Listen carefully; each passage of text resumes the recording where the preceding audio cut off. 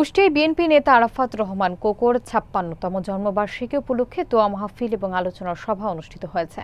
বুধবার বিকেল ৫:৩০টায় শহরের থানাপাড়া বিএনপি পার্টি অফিস কার্যালয়ে জেলা বিএনপির ত্যাগী এবং পদবঞ্চিত নেতাকর্মীদের উদ্যোগে অনুষ্ঠানের আয়োজন করা হয়। বিস্তারিত থাকছে মঞ্জুরুল ইসলামের প্রতিবেদনে। সভায় সভাপতিত্ব করেন কুষ্টিয়া জেলা বিএনপির সাবেক সহসভাপতি বশিরুল আলম চাঁদ। প্রধান অতিথি ছিলেন জেলা বিএনপির সাবেক যুগ্ম সাধারণ সম্পাদক কাজেল মাজুমদার। বিশেষ অতিথি হিসেবে উপস্থিত ছিলেন জেলা বিএনপির সাংগঠনিক সম্পাদক ও special PP advocate Shamimul Hasan Apu. এছাড়া উপস্থিত ছিলেন মিরাজুল ইসলাম রিন্টু, সাবেক যুব বিষয়ক সম্পাদক মেজবাউর রহমান পিন্টু, জেলা কৃষক দলের সাবেক সভাপতি এস.এম. গোলাম কবির, সদর থানা যুব দলের সাধারণ সম্পাদক ওয়াহিদুজ্জামান শিপন সহ মহিলা দল এবং অঙ্গ সহযোগী সংগঠনের নেতাকর্মীরা। সবাই বক্তারা স্বৈরাচারী সরকারের দুঃশাসন, গণতন্ত্র হরণ এবং মানবাধিকার লঙ্ঘনের বিরুদ্ধে দেশের প্রতিটি জেলা উপজেলায় গণ আন্দোলনের প্রয়োজনীয়তা তুলে ধরেন। দোয়া মাহফিলে কোকোর আত্মার মাগফিরাত কামনা করা হয় এবং দেশের শান্তি, সমৃদ্ধি ও গণতন্ত্র পুনরুদ্ধারের জন্য প্রার্থনা করা হয়। আসলে কোকো ভাই বলছে, এই পরিবারকে ধ্বংস করার জন্য এই আওয়ামী লীগ সরকার এবং ফ্যাসিস্ট হাসিনা শুরু থেকেই কিন্তু ষড়যন্ত্র করে আসছে। উনি যখন সাহেব যখন হত্যা হয়েছিল, তারপরে সে ইন্ডিয়ায় গিয়েছিল, প্রথমে দুটো দিন ছিল, তাকে কিন্তু আমাদের নেতা শহীদ প্রেসিডেন্ট জিয়াউর রহমান সাহেব দেশে নিয়ে আসে।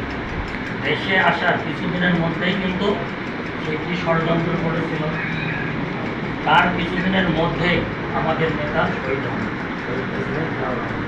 শুরু থেকেই কিন্তু এই ফ্যাসিস্ট হাসিনা এই বিএনপিকে নিয়ে ষড়যন্ত্রে লিপ্ত। জিয়াউর রহমানের যে চরিত্রগুলো ছিল, সাধারণ বেশভূষণ চলা, অল্প সাধারণ খাওয়া, পরিমিত খাওয়া,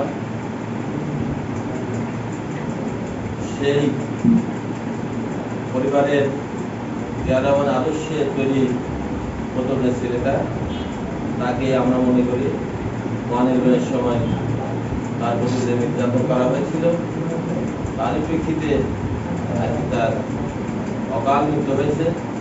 আমরা আশা করব আগামী দিনে যে সরকার আসবে এর একটা পুনর্তদন্ত করে দেখা উচিত এবং যারা এর সাথে জড়িত তাদেরকে আইনের আওতায় নিয়ে আসা উচিত। বক্তব্য দিতে গেলে কম বেশ সবার কথাই বলা লাগে। আজ কুষ্টিয়া প্রতিটা মানুষ মনে করছে, সারা বাংলাদেশের মানুষই মনে করছে যে হয়তো আগামী নির্বাচনে বাংলাদেশ জাতীয়তাবাদী দল ক্ষমতায় আসবে। কিন্তু কুষ্টিয়ার ব্যাপারে আজকে পত্রিকায় যা লিখেছে তাতে তো কুষ্টিয়ার মানুষ একটু দ্বিধাদ্বন্দ্বে পড়ে গেছে।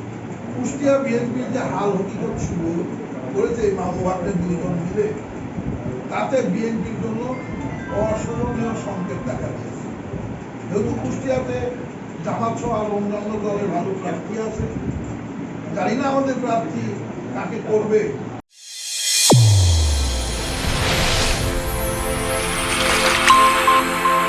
চ্যানেল A1 হৃদয়ের